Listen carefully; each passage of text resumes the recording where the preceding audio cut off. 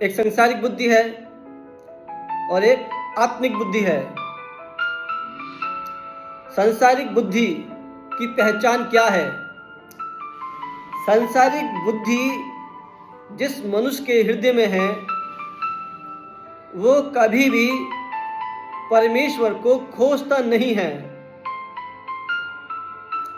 बल्कि वो ये भी कहता है कि कोई परमेश्वर है ही नहीं। भजन संहिता 14 अध्याय जब पहली आयत से तीसरी आयत तक पढ़ते हैं, उसमें लिखा है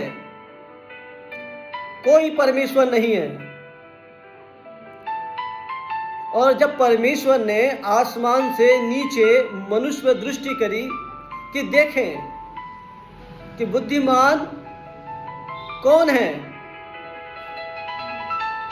कौन परमेश्वर को खोज रहा है, कौन परमेश्वर को नहीं खोज रहा। जो परमेश्वर को खोज रहे हैं और जो परमेश्वर को नहीं खोज रहे हैं, इन्हीं में बुद्धि आत्मिक और सांसारिक बुद्धि है। सांसारिक बुद्धि वाले कभी भी परमेश्वर को नहीं खोजते।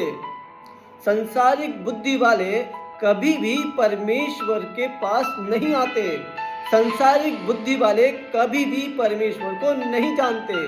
सांसारिक बुद्धि वाले कभी भी परमेश्वर के आश्चर्य कर्मों को नहीं जान सकते। सांसारिक बुद्धि परमेश्वर को पहचान नहीं सकती। ये पहचान है। एक और पहचान है, जिनके पास सांसारिक बुद्धि है, हमेशा उनके मुंह से नकारात्मक बातें निकलेंगी, निराशा वाली बातें निकलेंगी। उनका बोलना